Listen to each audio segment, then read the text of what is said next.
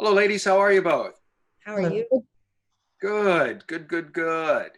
I got to tell you, like everybody else probably has yet, really enjoyed watching this series because it was just like you keep thinking, okay, it can't get any rougher, tougher than what you're seeing in like episode three, and then by episode five, it's like, okay, that was calm. Uh, it's like Sarah, here you are playing Nurse Ratched. I mean, a name we've all been hearing about, for what seems like ever. Anytime there's a nurse in a movie who acts bad, they go, okay, thanks, Nurse Ratched. Here you are showing us her beginning. And what would be your way of just telling people about who Nurse Ratched is? To me, Nurse Ratched is a very lonely woman, a woman who hasn't experienced a tremendous amount of joy in her life and is desperate to rectify what she believes was a terrible wrong by abandoning the most important person in her life. And she spends a lot of time and takes a lot of risks and does a lot of questionable things to that end to save his life, save this person's life.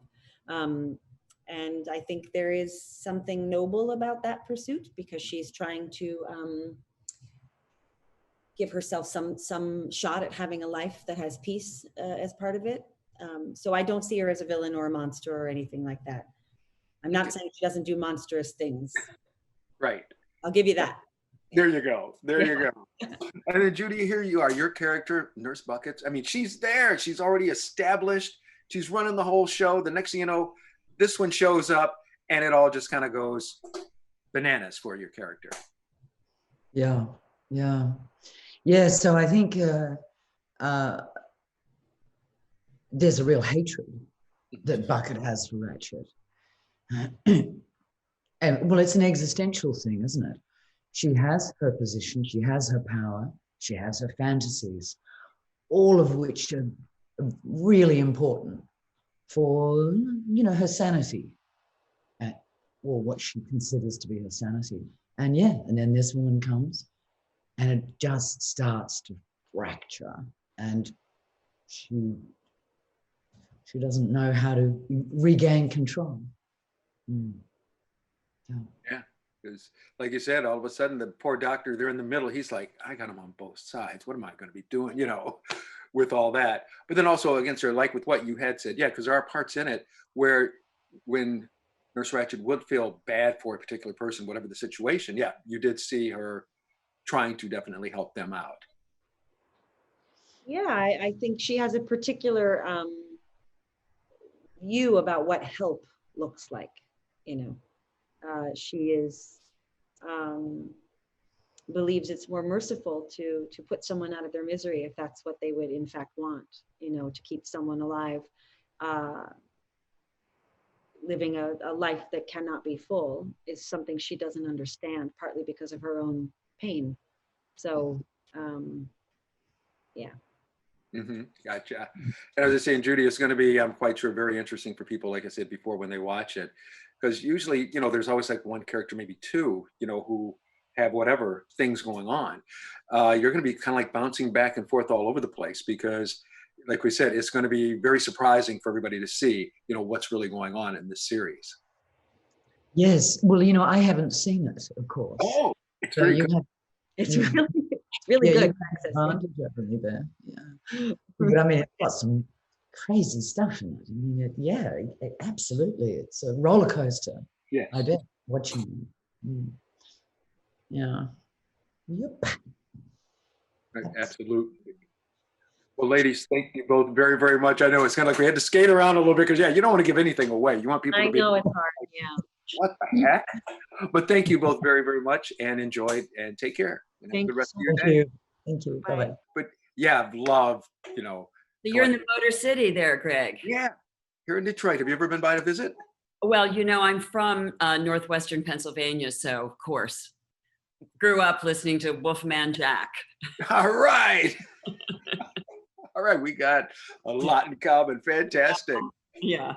Well, enjoy this movie very much because it's one of those where after each episode you're going, I got to watch the next one because it can't be any, right, like weirder than that one, and it turns out being that way. It is, right? You just keep thinking, this is what's going on. And then you meet another character and you're like, oh, that's not what I was expecting. A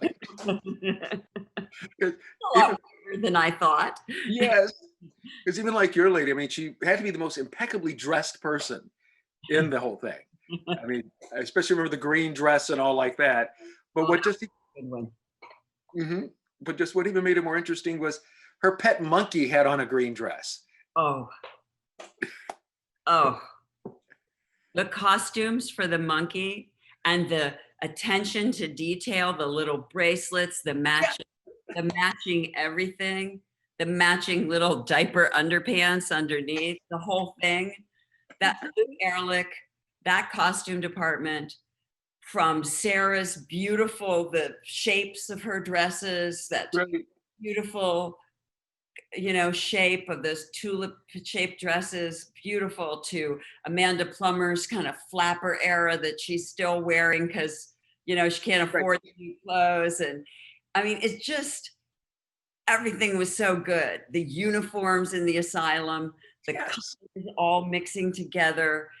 Attention to detail was, No, that's for sure. Because like I said, even like you said, the outfits Miss Ratched or Nurse Ratched wore, I mean, they were perfect with the sharp shoulders going down and just kind of looked almost military, but just that was the way they were.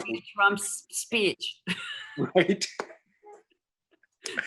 And what's also funny is everybody in the show, for the most part, they were all on their own agenda for something. Yes. And so many storylines going on again. It's like, okay, this one's got to be the looniest, and then somebody else walks in, and it's like, beat you, sorry, but right. And then everybody's connected to each other. Yes. Right. It's like the crazy tree with all the crazy tree branches. Right. Oh man, but yeah, it was so much fun to watch, and I've told everybody, hey, check it out. You'll definitely get a kick out of it. Sharon Stone, thank you so much for your time. This was great. Craig, thank you so much. All right, you take care. Go Motown. All right. There's Barry Gordy. All right. Bye. Bye-bye. Hi, Sophie. How are you? I'm good. Yeah, I'm good. Good. Good. I know it's kind of like being locked, like your character was in the movie, just like, oh my goodness. Yeah.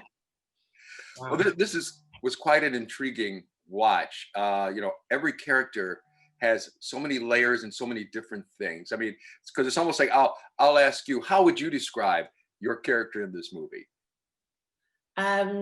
She's a little sad. My character she's suffering from a kind of melancholia, which that's what she was told she was suffering from, and she's become very fragmented, and because of trauma. And so she displays it in having different personalities. And when she becomes a personality, one of her characters, she can't actually remember what happens when she comes to. So she kept the trouble she was getting into. She was finding herself waking up in different states, different places, and not remembering what happened. And some of the characters behave in perhaps not the way she would like to behave. Right, because like you said, all the different personalities where, probably like today it might be, diagnosed as maybe dementia or Alzheimer's. And back then it was kind of like, we don't know. Exactly. Yeah, that's right. And perhaps they still don't know now, I suppose. There's so much still to find out, isn't there? So it is. I mean, it was also interesting watching this movie, just looking at, the applications that they were doing to different patients, back in the 40s. And you look at the stuff and you're kind of like going, okay, this is it's a little rough. Right. I know. It's so violent and so much pain involved. Surely that can't be right. Right. So, that didn't sound like a good idea at any point. No, at any point. And also just kind of trying to treat people that is just their nature, Right. They were ill just because they were lesbian or they daydreamed a bit, Right. Yeah. Oh, I especially remember that one, with the young man where he got for daydreaming. I got in trouble back in school because I finished my projects early, so I'd sit there and daydream. So yeah. I know, it's really frightening, isn't it? Those sort of things. And he was so good. He's John John's real life son, actually. Oh, wow. Dr. Hanover. Yeah, that's his actual son. Oh, wow. Yep. They both did a great job. And I mean, that's just it. Everyone's character. I mean, from, yours to Sarah and everybody. I mean, they were all just so unique. And Yeah. then just to see even how, we've all know who Nurse Ratched is, of course, from One Flew Over the Cuckoo's Nest. And we remember how stern she was, in that movie. Now it's kind of like, okay, I get it. I see where she got this. She was regimented all the way from the beginning. Oh, that's so good. That's a really good thing you say. That's what I think. That's what we'd hope would happen. That's, what you said then is exactly, I think, imagine what Ryan would want people to get from it. So, yeah. Yeah, because I even told some of my friends who I know also, enjoyed that movie. I said, oh, you're definitely going to have to watch this. Yeah. And I told them, I said, a lot of times you do try to binge watch. I said, now it's 8 episodes, all about an hour. So Yeah. you get a nice full day. There you go. There you go. A rainy day outside, you can just stay in and watch them all. Yes. That's for sure. Well, Yeah. Sophie, so glad to see you. And thank you so much. And this you. was a wonderful. I'm glad you enjoyed it. Thank you. Bye. Absolutely. Take care. Gentlemen, good to see you Hey, both. Greg. Hi, Greg. Oh, yeah. Great. How are you? Doing well, doing well. This was a definitely entirely completely interesting series to watch. It, as you guys know, just after you just watch one episode, you'd want to watch the next one just to see. And it's kind of like you get pulled in and then something weird will happen. Then it's like, oh, I got to see what's coming up after that. It's like with your guy, John. He's the doctor, the guy who runs the institute, the man in charge. He already had this one nurse, Bucket, who, was kind of like always on him. Next thing you know, he's got Nurse Ratched there, who's going at him on the other side. He got no breaks, did he? No, and to have Judy Davis and Sarah Paulson do that, that was a treat and more. The storytelling of Ryan Murphy is always wonderful and for the most part epic. And for me to be invited in this world to play in this playground is just amazing because the cast that he put together is like an all-star team. And he always makes sure that he gives you roles, characters that you've never thought of playing, and because of that you feel so honored, and it's a compliment actually that he thinks that you can do that. Right, and just even going along with that, Fan, I'm quite sure the character that you play is not one that you may have imagined having to do. But here's a guy who's got all types of issues, and I got to tell you, man, you play scary very well. Thank you. Me? No, yeah. Where they're You too. Thanks. Okay. Sorry. Oh no. Well, yeah, Fan, just talk a little bit about your guy. Like I said, he was very quiet in some cases, but then also you could tell his mind was always going. Yeah, he has a lot of he's got a lot of scar tissue. He has a lot of trauma that he's lived through as a younger person, and you learn about that, I think, about in episode 6 about what he really went through, and I think it does help explain his actions later. But you're introduced to him in a very kind of grim, gruesome way, and so it's a part of him that's not I don't think he's a serial killer by career. It's not a thing that he does all the time. He had to do this for reasons I won't spoil, but he felt that he had to avenge something in his life, and that's what the blood bath comes from. And so it's all justified in his way. It's just that his mind has been so warped by years of abuse that it comes off as verging on insanity. Right, because like you said, basically he was a product of his environment and the stuff that had happened to him, and all from absolutely. Kid.